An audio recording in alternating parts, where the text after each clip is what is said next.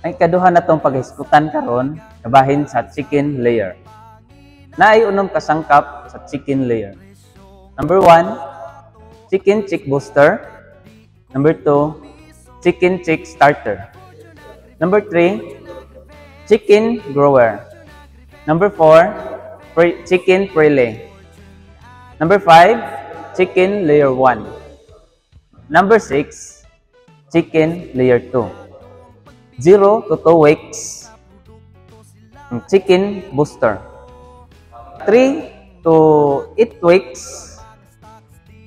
chicken chick starter.